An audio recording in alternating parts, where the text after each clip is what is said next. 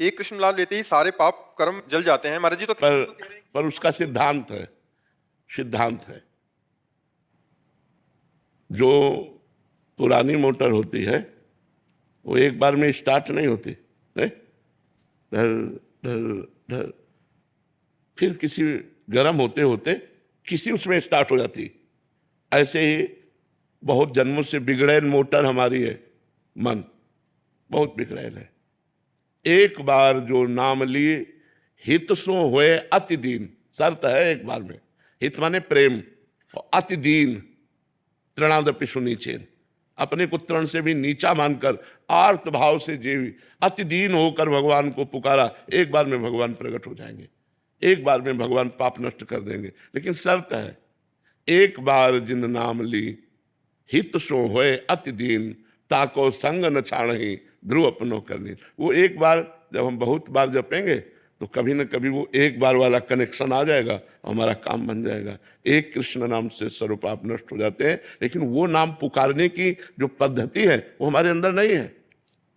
दीन होकर आर्त भाव से एकाग्रता पूर्वक ये जब आ जाएगी तो एक नाम चमत्कार दिखा देगा, भगवान के नाम की महिमा। तो इसीलिए तो हम निरंतर जपते हैं कि हमारे पाप नष्ट हो जाए, हमारा मन पवित्र हो जाए, हमें भगवान की प्राप्ति हो जाए। तो हम बार बार इसलिए जपते हैं कि कभी वो एक बार हमारे हृदय में वो भाव आ जाए जिस भाव से भगवान प्रकट होते हैं, जिस भाव को भगवान सुनते हैं। भाव बिन सुनी पुकारे मैं कभी सुनता नहीं। जो भाव के बिना नाम जप किया जाता है उसका फल मिलेगा कि भाव आएगा, लेकिन भाव से भगवान की प्राप्ति होती है। तो हमारे अंदर तो अभी देह भाव है, भोग भाव है, जगत भाव है, अभी भगवत भाव थोड़ी है। तो भगवत भाव से युक्त होकर प्रेम में डूबकर अति दैन्य भाव आर्त भाव से जब तो एक नाम से सारे पाप नष्ट हो जाते हैं। भगवान वृंदावन में वास का कोई सरल उपाय?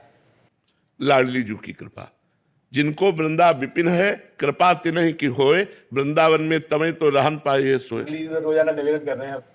निवेदन एक अलग चीज होती है बच्चा, और आर्त भाव से रोना एक अलग चीज होता है।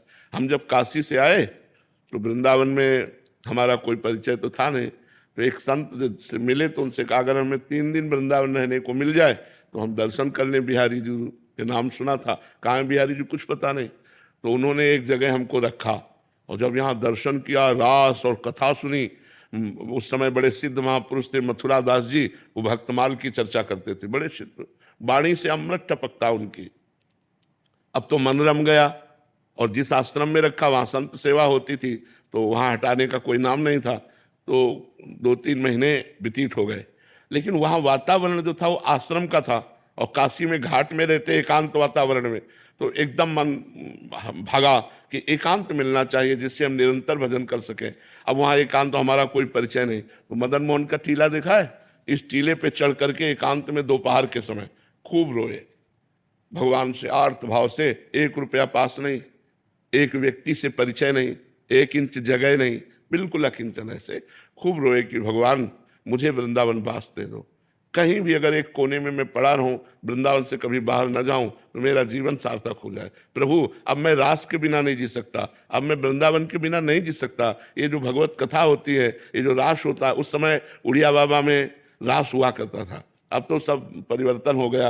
ये स्वामी रासाचार्य श्री राम स्वरूप जी का पांडाल, यहाँ रास होता, पांडाल ही टूट गया। अब तो बड़ा समय आधुनिक आ गया है, जगह जगह बिल्डिंगें, नहीं तो बहुत लता पता सब।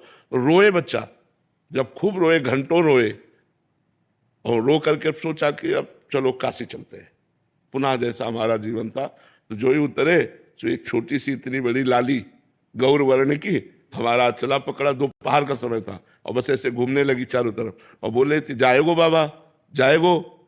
तो हमारी तो कुछ समझ में नहीं आ रहा था, क्योंकि भाव में एकदम उतरे थे, अचला छीना ऐसे चल दिया। जब आगे चले तो हमारे दिमाग में आया ये लाली क्या कह रही थी, जाएगो बाबा। हम ऊपर सोच के आए कि काशी जाना है, ये क्या, ये लाली क्यों। तब लगा यार श्री जी तो नहीं थी, क्योंकि वृंदावन लौट के आए, हमें लगा कि किसी गोस्वामी की कन्या होगी। तो लौट के आए, वहाँ आसपास पूछा तो बोले यहाँ तो बाबा जी रहते हैं सब, मदन मोहन जी के नीचे, यहाँ तो बाबा जी रहते, यहाँ तो कोई कन्या है नहीं, लड़की है नहीं। बस हमारी समझ में आ गया कि हमारी लाडली जू हमारे छोर को पकड़ लिया। जिस आश्रम में हम रहते थे उस आश्रम में गए तो पहले से एक संत खड़े थे। उन्होंने कहा बाबा एक महेशानंद गिरी जी संत हैं, आप उनको नहीं जानते, उन्होंने आपको देखा है। वो आपसे मिलना चाहते।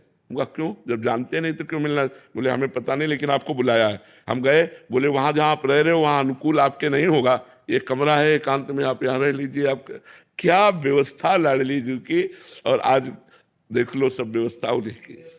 तो यहाँ वृंदावन वास के लिए एकमात्र केवल रोना ही साधना है कि लाडली जो रीझ जाए और वो पास दे दे तो सब व्यवस्था बन जाए। यहाँ कोई धन बल से वृंदावन नहीं रह सकता, क्योंकि पास जब तक नहीं होगा